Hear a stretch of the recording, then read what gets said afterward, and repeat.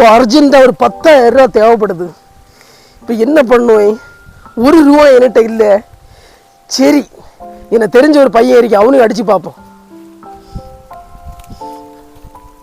இல்லை, ரவி இருக்கேன், ரவிக்கு அடித்து பார்ப்போம்.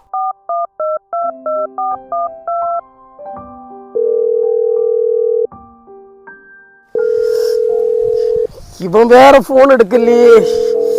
ஐயோ, எமர்ஜென்சி. இப்போ ரூபா என்ன பண்ணுவேன்? சே, அவன் வேற ஃபோன் எடுக்கல. இது பிரபுக்கு அது ஃபோன் அடிச்சு பார்ப்போம்.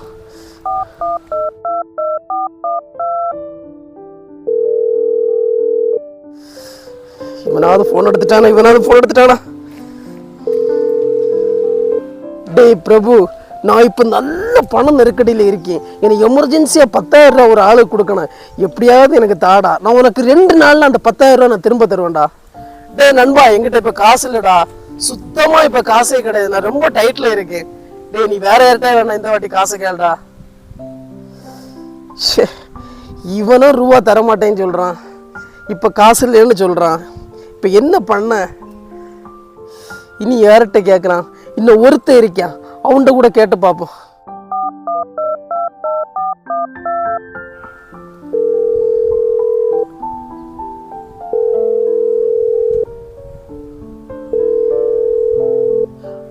டேய் சோமு, எனக்கு வந்துட்டு எமர்ஜென்சியாக கொஞ்சம் ரூபா தேவைப்படுறா. நான் உனக்கு 2 நாளில் திரும்ப தருவேன். கொஞ்சம் பார்த்து எனக்கு ஹெல்ப் பண்ணுறா.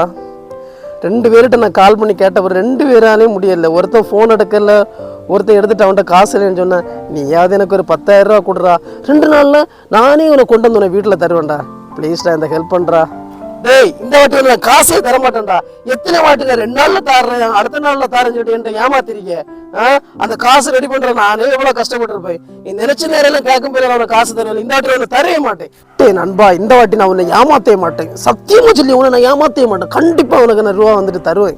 2 நாளில் தருவேன். டே எப்படியாவது அந்த ரூபாய் தாடா. டே 10,000 ரூபா தாடா, ப்ளீஸ்டா. டேய், ஒரு நாளாவது நான் உனக்கு தந்த காசு நீ எனக்கு தந்தியாடா. எனக்கு எவ்வளோ வேதனையாக இருக்கும். நீ ஒரு வேலைக்கும் போக மாட்ட. நீ வந்துட்டு கேட்கும் போல நான் காசு வந்துட்டு அப்பப்போ தருவேன் பார்த்தியா. தந்தப்புறம் அதை திருப்பி தரணும் உனக்காக தோணுச்சா? நான் உனக்கு இந்த வாட்டி தரவே மாட்டேன். நீ வேற கேளு. டேய், என்ன ஃபோனில் ரொம்ப டென்ஷனாக பேசிட்டு இருக்கே? டேய், எனக்கு அவசரமாக கொஞ்சம் பணம் தேவைப்படுது. 2-3 பேருக்கு கால் பண்ணேன், யாருமே எனக்கு ரூபா தரலடா. அதான் மனசு வருத்தமாக இருக்கு.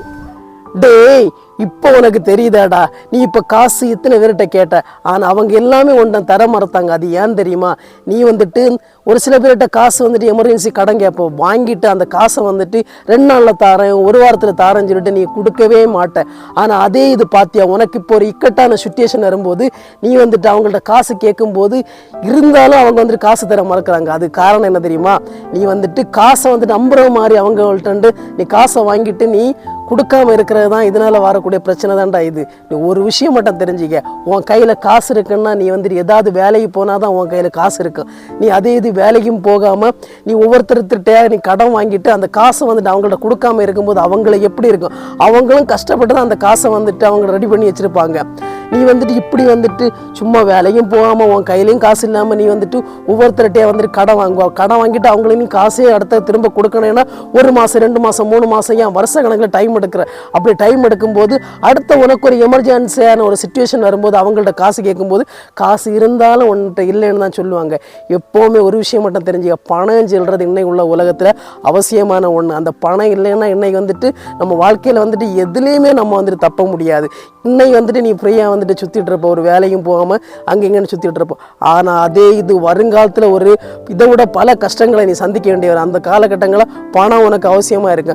அப்போ அந்த பணத்துக்கு நீ ரொம்ப கஷ்டப்படுவோம், இதை விடுவோம். அதனால் இருக்கிற நாட்களில் நல்ல ஒரு வேலைக்கு போய் இன்றைக்கி வந்துட்டு நிறைய வேலைகள் இருக்குது, ஏதாவது ஒரு வேலை செய்து நம்ம காசு இன்றைக்கே நம்ம சேமித்து வச்சோன்னா அடுத்த தலைமுறைக்கும் பயன்படும், வாழ்க்கையும் மகிழ்ச்சியாக இருக்கும். அது இல்லாமல் நீ வந்துட்டு எங்கேயுமே போகாமல் வந்துட்டு இப்படி கடன் வாங்கி எடுத்து காசு வந்துட்டு வாங்கிட்டு யாரும் கொடுக்காம இருந்தேன்னா உனக்கு வந்துட்டு வாழ்நாளில் கஷ்டம்தான் வரும். அதனால் அந்த கஷ்டம் மாறணுன்னா ஏதாவது ஒரு வேலைக்கு போய் நீ காசு சம்பாதிச்சு அதை சேமித்து வச்சாதான் வாழ்க்கையும் நல்லா இருக்கும்.